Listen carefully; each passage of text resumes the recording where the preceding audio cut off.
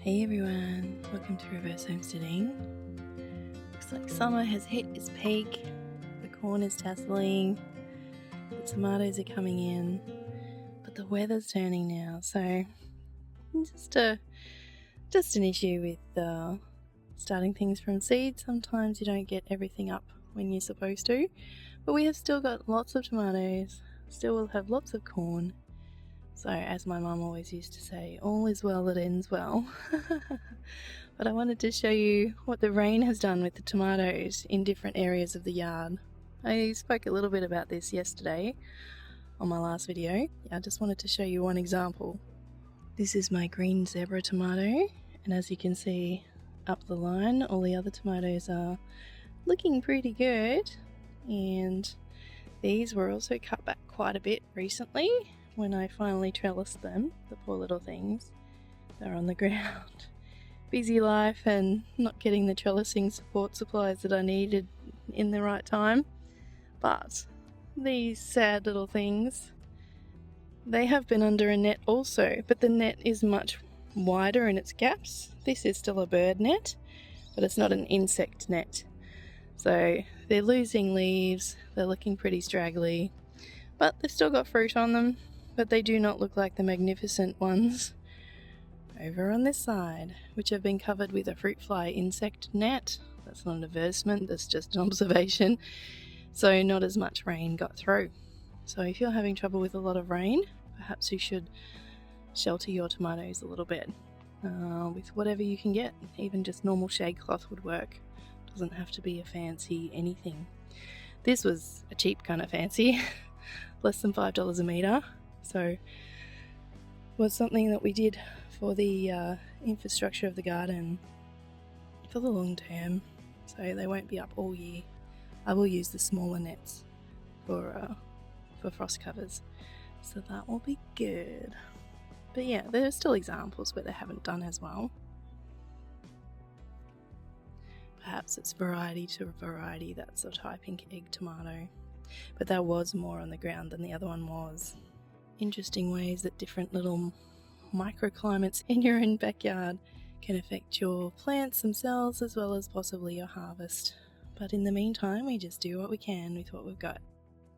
Opening up the net this morning, I noticed that there seems to be sugarcane mulch on my little seedlings that are hardening off in the garden bed. I think I didn't put mulch on those. And then I realised there's dirt and mulch on different plants here. And something has been scratching. I'm going to blame birds because it was netted before it got dark last night. So all around here things have been scratching. So something's hungry. I have had doves in my yard. I just scared one off before. Didn't see it, but I walked around a corner in the garden and it flew off in a hurry. So doves do eat seeds. Perhaps they're after seeds, that sort of thing. Or it could have been magpies or something that eats worms. There were a lot of birds around yesterday, so perhaps that's what happened. But no big deal, it's only one garden bed. I can't see any plants or seedlings that have been damaged, so that's good. Here is something that's pretty exciting, at least for me. I have not opened this yet. This is something that will help me get my tomatoes and eggplants and all sorts of similar things up in August when they're inside and it's too cold outside. So we're in the southern hemisphere in Melbourne, so that is the start of the growing season inside around about August. I might get really excited and start in July, but then I'd probably run the risk of having plants that are too big and need to be repotted. So yeah, August is usually when I plant my seeds for eggplants, tomatoes, okra. That's an early thing as well. Goodness, rosella too, or roselle. That likes to be up a little bit earlier as well. Ooh, look at this. This is a broad spectrum grow light. I have never had a grow light before. These ones got good good reviews online. I don't have any affiliation, no discount. It was a good price. So this is one up from the base model. It's a Mars Hydro. I'll put it on the screen. Yes, there's paperwork in here. Ooh, it looks very delicate. I have seen people put grow lights underneath their kitchen table, so they shine down on the plants under their kitchen table, and they suspend them with obviously with the light shining down.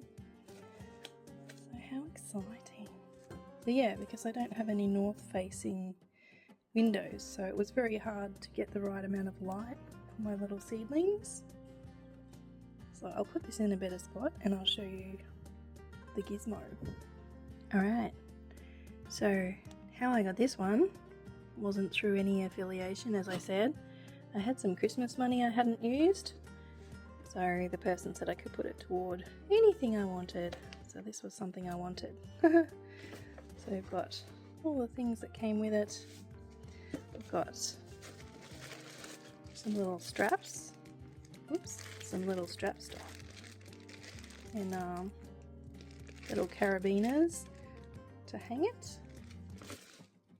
That's pretty cool. A couple of cords, some scary looking stickers, which I'm guessing I won't be using.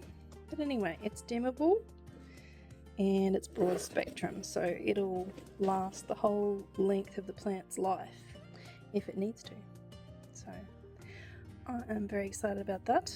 I'll watch some more videos and yeah, hopefully I'll know a little bit more about them by the time I get to August. But yeah, happy to have the Christmas money to spend on that. If you know a lot about grow lights, let me know a bit about grow lights, because I am an absolute newbie. I'm very excited. Well, I hope you're having fun in your late summer or late winter garden. Thanks for watching. We'll see you next time.